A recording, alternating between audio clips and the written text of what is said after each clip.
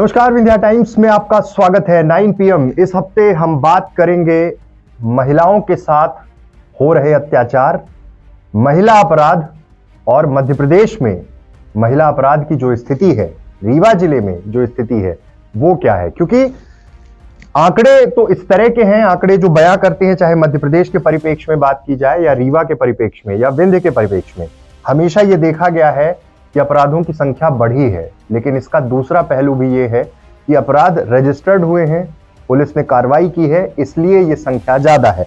2020 में मध्य प्रदेश को लेकर जो आंकड़ा था एनसीआरबी का, उसमें 26,462 मामले महिला अपराध के थे। 2021 में यह आंकड़ा 31,911 हो गया, रिकॉर्ड मतलब 5,000 की वृद्धि। और मध्य प्रदेश पूरे देश में महिला अपराधों के मामले में 6वें पायदान पर है। इससे ऊपर उत्तर प्रदेश, राजस्थान, पश्चिम बंगाल इस तरह के राज्य हैं, लेकिन मध्य प्रदेश की स्थिति 6वें स्थान पर है। सोचिए, सरकार सुरक्षा की बात करती है, महिलाओं के प्रोत्साहन की बात करती है, महिलाओं को हर क्षेत्र में आगे बढ़ाने की बात करती है, लेकिन हालात क्या हैं? प्रदेश में हालात क्या हैं?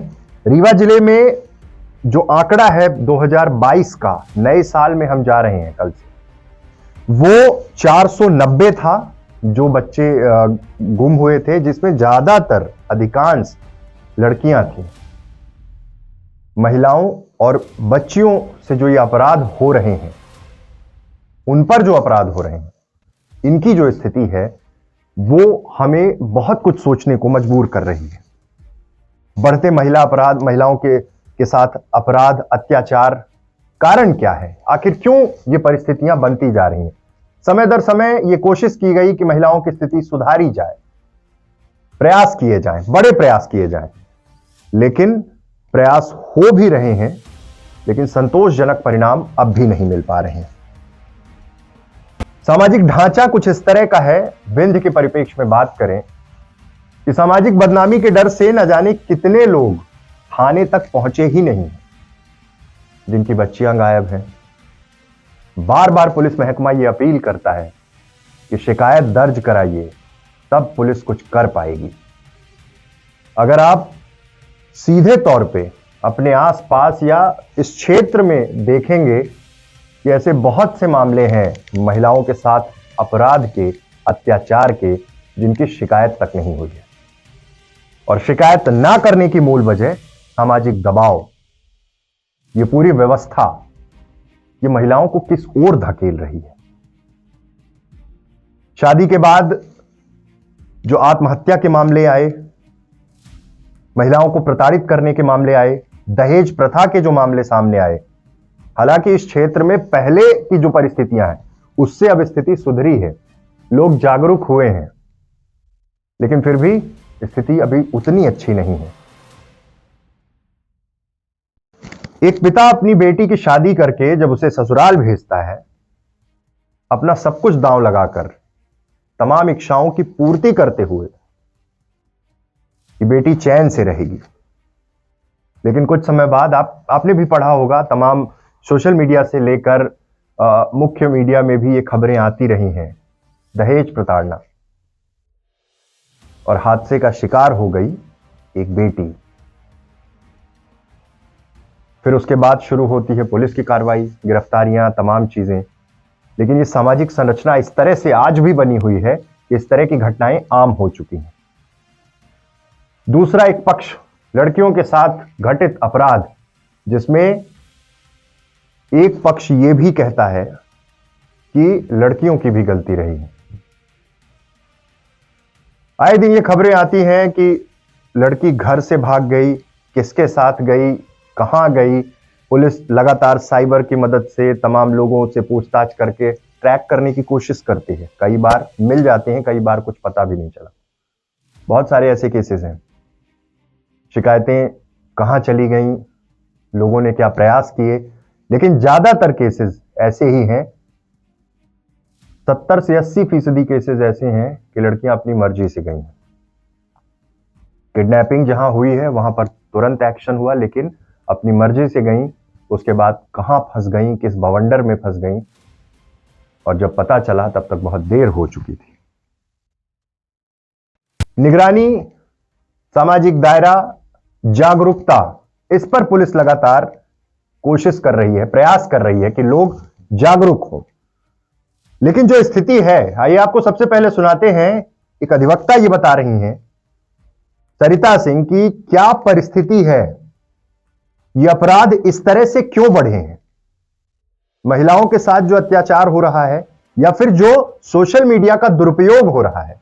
सोशल मीडिया के माध्यम से जिस तरह की खबरें आती हैं, अफेयर्स की खबरें आती हैं, उसके बाद घर छोड़कर भागना और फिर चीजें बहुत बिगड़ जाती हैं, उसकी मूल वजह क्या है, आइए पहले आपको सुनाते हैं। सर, उसमें ऐसा है कि एक तो समाज में जिस तरह से शिक्षा का स्तर बढ़ा है, उसके पीछे कहीं ना कहीं हमारा समाज में क्या है, बहुत सारी भ्रामक स्थितियां उत्पन्न हो गई हैं। जैसे लड़कियां इतनी फ्री माइंड हो गई हैं, उसमें कुछ ना कुछ दोष लड़कियों का है, क्योंकि इतनी फ्री माइंड है कि किसी भी टाइम कहीं भी और कैसे भी वस्त्र पहन के, क्या होता है कि एक महिला के लिए वस्त्र का चुनाव बहुत आवश्यक होता है। और आजकल बच्चियां ऐसे ऐसे कपड़े पहनती हैं कि जो ना अपराध होना चाहे उसमें भी लोगों की निगाह जाती है, और उससे क्या नए बच्चे भी उसका शिकार हो जाते हैं। कहना चाहिए उनकी मानसिक स्थिति गड़बड़ हो जाती है। मैं ये नहीं कह रही कि उसमें बच्चियों का ही दोष है, लड़के भी आजकल नशे के आदी हो गए हैं। वो कोरेक्स, और ज़्यादातर कोरेक्स अपने समाज में बहुत ज़्यादा फैल गया है, और खासकर रीवा में। और बच्चे क्या ज़्यादातर कोरेक्स के नशे में रहते हैं, बड़े घर के बच्चे और अच्छे बड़े बड़े घरों के बच्चे कोरेक्स में रहते हैं। लेकिन उसके पीछे ये भी है एक महत्वपूर्ण तथ्य कि बच्चियां भी आजकल बहुत फ्री, कहना चाहिए फ्री माइंड हो गई हैं। तो उनके फ्री माइंड होने से मोबाइल का भी गलत इस्तेमाल करती हैं। फेसबुक फ्रेंड, मैंने देखा ज़्यादातर जो घटनाएं हो रही हैं वो कहीं ना कहीं फेसबुक के माध्यम से हो रही हैं, क्योंकि उनके फेसबुक फ्रेंड जो बनते हैं उनको वो जानती नहीं होती हैं, उनसे फ्रेंड बन जाते हैं। फिर वो एक उनका वो फ्रेंडशिप जो है प्रेम में बदल जाती है, और प्रेम में बदलने के बाद वो उनको कई जगह तो मैंने ऐसा केस देखे कि वो जानते नहीं होते एक दूसरे को, लेकिन उनको ऐसा लगता है कि हम एक दूसरे के बिना नहीं रह पाएंगे। और जब वो मिलते हैं, अब मिलने के बाद फिर उनका जो मतलब आकर्षण होता है वो खत्म हो जाता है, और उस आकर्षण के खत्म होने के बाद उनका प्रेम भी रफू शक्कर हो जाता है। उस स्थिति में कुछ ना कुछ गलत कदम उठा लेते हैं। बच्चे भी क्या करते हैं, या कि वो लड़की मना कर दी तो लड़की मना कर दी तो बच्चा भावुक हो गया, अगर लड़का तो वो उसको लेके भाग गया। लड़की गायब हो गई, अब गायब हो गई तो उसको ठीक है वो खोजेगी पुलिस, वो पुलिस का काम है। पर क्या होता है कि दुर्घटना तो हो गई ना। तो मेरे ख्याल से जो नशे की प्रवृत्ति और बच्चियों में जो शिक्षा का बहुत व्यापक स्तर पर जो प्रभाव का उल्टा असर जो एक हुआ है कि बच्चियां अपने आप को बिल्कुल स्वच्छंद माइंड का मानने लगी हैं। उसमें हमें थोड़ी हमारे समाज को, हमारे माँ बाप को, उनको भी कहीं ना कहीं मैं दोषी मानती हूँ कि इस चीज़ का उनको ध्यान रखना चाहिए कि समाज में हमें किस ढंग से, किस पहनावे से और किस संस्कार से रहना चाहिए। तो कहीं ना कहीं हमारे संस्कार का भी इसमें फर्क पड़ता है। हालांकि ऐसे केस बहुत आ रहे हैं कि उसमें ज़्यादातर बच्चे भी दोषी होते हैं। मैं बच्चियों को मतलब आरोप नहीं लगा रही हूँ, पर मैं ये समझती हूँ कि अगर हम, क्योंकि पहले हम अपने आप को सुधारेंगे उसके बाद दूसरे को सुधारेंगे, तो जब हम अपने को नहीं सुधार पा रहे, हमारा दुरुपयोग तभी कोई कर सकता है जब हम अपने आप को दुरुपयोग करने देंगे। अगर हम नहीं करने देंगे तो कोई हमारा दुरुपयोग नहीं कर सकता, ऐसा मेरा मानना है। महिला प्रताड़ना के केस तो आदिकाल से चले आते रहे हैं और अभी भी हो रहे हैं। क्योंकि क्या है, महिला प्रताड़ना के पीछे जो ससुराल पक्ष के लोगों का प्रताड़ना है वो सिर्फ दहेज के मामले को लेके है। और हमारे समाज में दहेज जो है एक विष की तरह फैला हुआ है। वो मैंने या आप सभी ने देखा होगा कि दहेज बंद होने का सरकार भी दावा कर रही है, लेकिन दहेज दिन प्रतिदिन ऊंचाई छू रहा है, मतलब वो कम ना होके बढ़ता जा रहा है। और दहेज की बात को लेके, दहेज की मांग को लेके ही ससुराल में महिला के प्रति प्रताड़ित करने की, मारपीट की घटनाएं हो रही हैं, और उससे यहाँ तक कि महिला की हत्या भी हो जाती है, या कि वो महिला खुद ही इतना कुपोषित हो जाती, परेशान हो जाती है प्रताड़ना से, कि उनकी उलाहना से तंग आके कि तुम्हारे बाप ने नहीं दिया, तो वो खुद भी आत्महत्या कर लेती है। ऐसे 304B के मामले, 498 के 3/4 दहेज अधिनियम, ऐसे बहुत सारे मामले आ रहे हैं। तो मैं तो ये मानती हूँ कि पहली बात तो क्या है कि जो भी ससुराल के पक्ष के हों, उनको भी इस चीज़ का ध्यान रखना चाहिए कि उनकी भी बेटियां हैं, उनकी बेटी भी दूसरे घर जाएगी, उससे भी लोग दहेज की मांग करते हैं और वो भी उसी का शिकार होते हैं। तो पहले तो उनको ये सोचना चाहिए कि हमारी बच्ची जा रही है तो हमें भी बहू आई है, तो हमें इस तरह के व्यवहार नहीं करना चाहिए। और दहेज वाली बात तो किसी हद में सही है ही नहीं, क्योंकि शादी विवाह एक आत्मिक मिलन होता है और प्रेम व्यवहार से चलता है, दहेज से नहीं चलता है। दहेज कोई देगा भी तो कितना देगा, तो दहेज से तो जिंदगी नहीं चलती है। तो मैं ऐसा समझती हूँ कि दहेज प्रथा जब तक समाज में रहेगी तब तक महिला को ससुराल पक्ष के लोगों से प्रताड़ित करने और मारपीट और आत्महत्या करने या मार डालने जैसी घटनाएं होती ही रहेंगी। तो मैं तो समाज से या सभी से ये कहना चाहूँ कि दहेज ना तो हम लें और ना तो दें। इसका और ऐसा भी नहीं कि शादी नहीं होगी हम दहेज नहीं देंगे, तो हमारी बच्चियां इतना पढ़ लिख गई हैं, इतना सर्विस में है कि जो शादी करेगा वो बिना दहेज के करेगा। बलात्कार के केसेस दो तरह के आ रहे हैं सर, एक तो नाबालिग बच्चियों के साथ और दूसरा आजकल महिलाओं के साथ भी हो रहे हैं। तो मैं नाबालिग बच्चियों की बात कहूँ तो उसमें क्या है कि नाबालिग बच्चियों के साथ जो भी बलात्कार के मामले आ रहे हैं वो बिल्कुल क्रूरता की पराकाष्ठा है। मतलब जो इंसान ऐसे घृणित कार्य करता है वो कहीं ना कहीं मानसिक विकृत उसमें रहती है, तभी ऐसा होता है। और मैंने देखा कि 7 साल, 5 साल, 3 साल, 8 साल, 9 साल, 10 साल, 12 साल, 13 साल ऐसी बच्चियों के साथ जो घटना होती है वो 100% सही घटना होती है, और वो कहीं ना कहीं ऐसे व्यक्तियों द्वारा की जाती है कि जो मानसिक रूप से कहीं ना कहीं उनमें विकृति आ गई है, या वो अजीब टाइप का उनके दिमाग में एक सुरूर सा चढ़ता है। तो ऐसी घटनाओं को रोकने के लिए मैं अब समाज भी काम कर रही है, उसमें पुलिस भी काम कर रही है, पुलिस भी उनको दस्तयाब कर रही है, बच्चियों को ला रही है, उसमें बच्चियों को अपहरण भी कर लेते हैं, फिर उनको बलात्कार भी करते हैं और कई बार उनकी हत्या भी कर देते हैं। तो ऐसे मामले जो बढ़ रहे हैं तो वो तो है तो बहुत गलत है और पुरुषों की मानसिक विकृति के कारण ही है, पर उसमें हमें कहीं ना कहीं अपने बच्चों को जो ये नशे की आदत, मैंने पहले भी आपसे निवेदन किया कि ये जो नशे की जो लतें लगी गई हैं, और खासकर कोरेक्स जैसे एक बहुत ही अजीब टाइप का ये नशा है कि लोग अपने कॉन्शियस में नहीं रहता है, तो इसकी वजह से हमारे अच्छे अच्छे घरों के बच्चे ऐसी घटनाएं कारित करते हैं। तो हमारे समाज में जो बड़े मतलब मीडियम स्तर के लोग हैं उन्हें अपने बच्चों को, तो कहीं ना कहीं इसमें माँ बाप दोषी हैं, और घटना होने के बाद भी फिर वो बच्चे को बचाते हैं। अगर मान लो ऐसा कोई घटना हो गई तो हमें उस बच्चे को दंड देना चाहिए, या पुलिस उसको दंड दे रही, न्यायालय दे रही, तो उसमें सपोर्ट करना चाहिए। तो ऐसा नहीं होता है। तो कुल मिला के यही है उसमें कि जो ये आपका नाबालिग बच्चों के साथ बलात्कार की घटनाएं हो रही हैं वो कहीं ना कहीं हमारी मानसिक विकृतियां और मानसिक बीमारी का प्रतीक है। इससे हमें बचने के लिए हमारे समाज को जागरूक होना ही पड़ेगा। बाकी सरकार अपना काम कर रही, पुलिस अपना काम कर रही, न्यायालय भी अपना काम करे।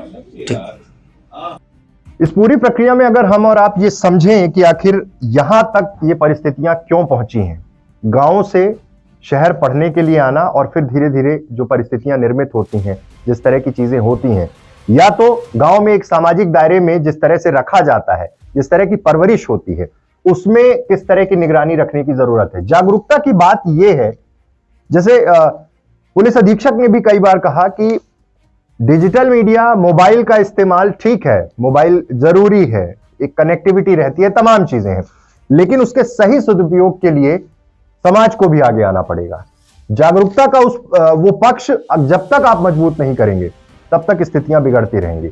पुलिस महकमा लगातार कार्रवाइयां कर रहा है। पिछले साल का जो आंकड़ा है, इस साल का 490, उसमें से ज्यादातर लड़कियां हैं जो गायब हुई हैं। किन परिस्थितियों में, किस दबाव में, और आखिर ऐसा क्यों हुआ? क्या परिजनों को इसकी भनक तक नहीं लगी? क्या इतनी छूट दे दी गई, उस छूट का मतलब गलत निकाल लिया गया? समाज में आगे बढ़ाने का मतलब, समाज में आगे बढ़ने का मतलब सिर्फ ये नहीं कि पूरी आजादी देकर कभी देखा ही ना जाए कि क्या कुछ हो रहा। इस उम्र के इस पड़ाव में अगर इस तरह की घटनाएं बढ़ रही हैं, स्कूल स्टूडेंट, कॉलेज स्टूडेंट, सबसे ज्यादा यहीं पर यह घटनाएं हुई हैं, तो हमें और आपको सोचने की जरूरत है। महिलाओं के साथ जो अपराध बढ़ रहे हैं, दहेज प्रथा से लेके तमाम चीजें, सामाजिक दबाव और बदनामी का डर किसी मासूम को मौत के मुहाने पर खड़ा कर देता है। इसलिए निडर होकर सबसे ज्यादा जरूरत है शिकायत करने की। अगर कहीं पे भी महिलाओं के साथ अत्याचार की स्थिति आपको दिख रही है, आप देख रहे हैं, या आपके आसपास के वातावरण में हो रही, तो उसकी सूचना पुलिस को दें। और पुलिस को भी उतना ही संवेदनशील होकर इन विषयों को सुलझाना होगा, क्योंकि मानसिक दबाव एक ऐसा दबाव है कि उसमें ना जाने इंसान कब क्या कदम उठा लेता है।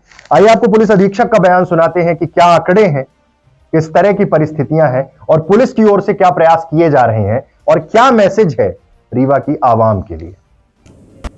जैसा कि आप देख रहे हैं कि इस वर्ष 490 के आसपास बच्चे जो गुम हुए थे, उसमें अधिकांश संख्या बच्चियों की थी, और हम लोगों ने इसमें जो 90% के आसपास हम लोग बच्चों को ढूंढ के ला चुके हैं। और ये हमारा प्रतिदिन हम इसकी मॉनिटरिंग करते हैं, और हमारी थाने की टीम और साइबर सेल की टीम इसको फॉलोअप लेती है। आज भी हमारी टीम में 3 जगह पर और बच्चों के लिए प्रयास कर रही हैं। हमने जो देखा है, वर्ष भर का विश्लेषण किया है।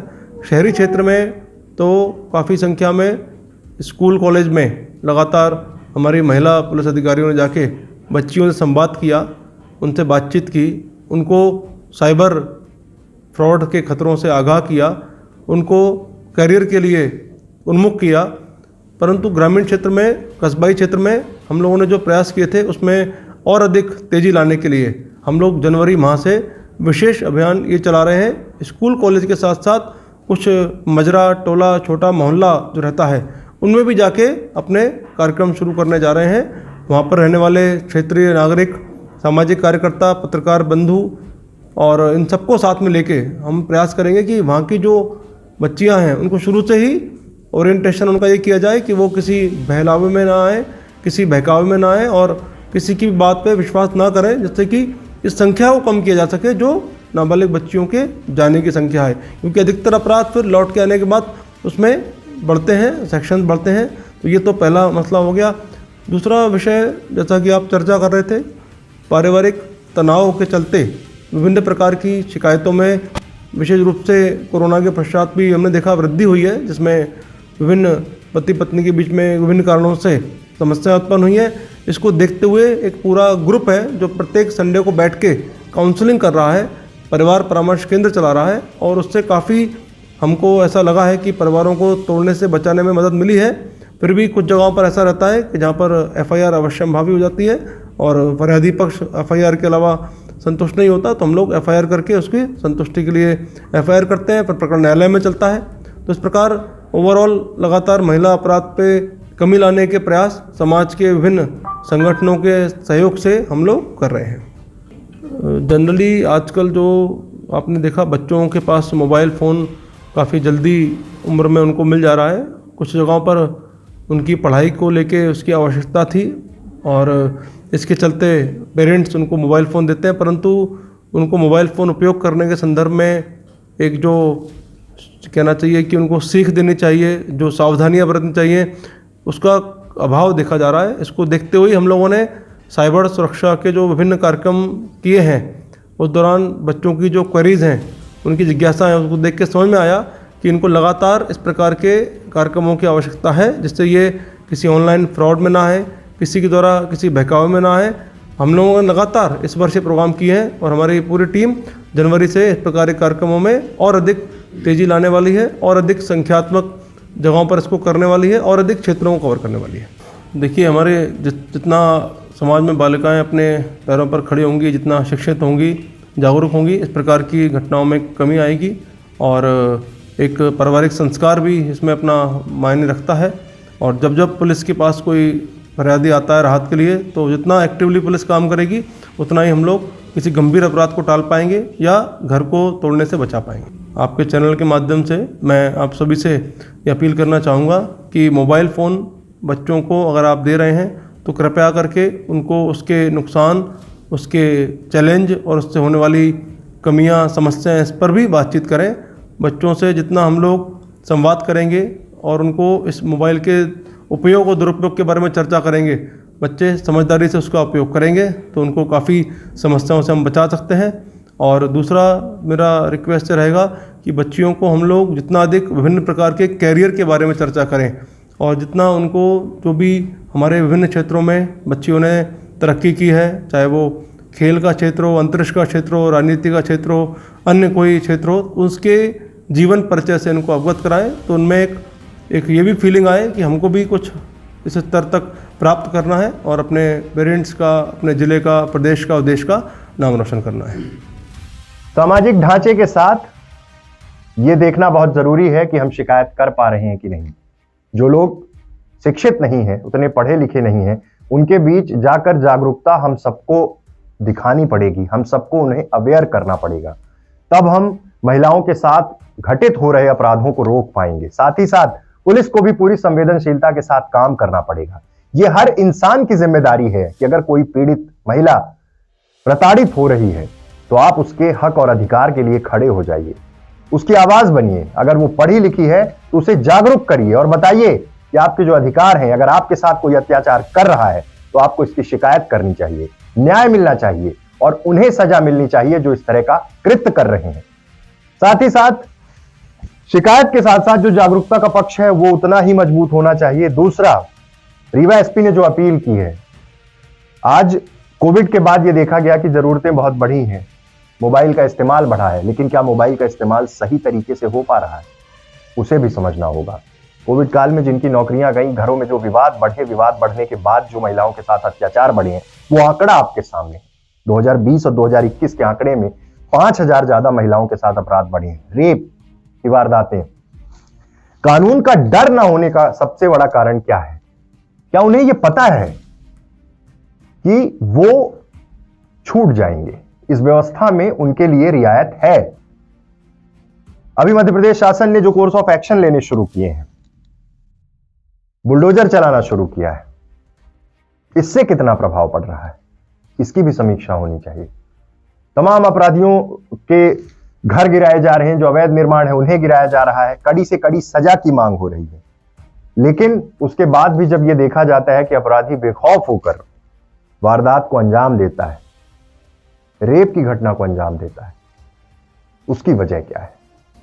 यानी कि उसे यह पता है कि इस पूरी संरचना में वो बच निकलेगा, कभी ना कभी जमानत पर छूट जाएगा।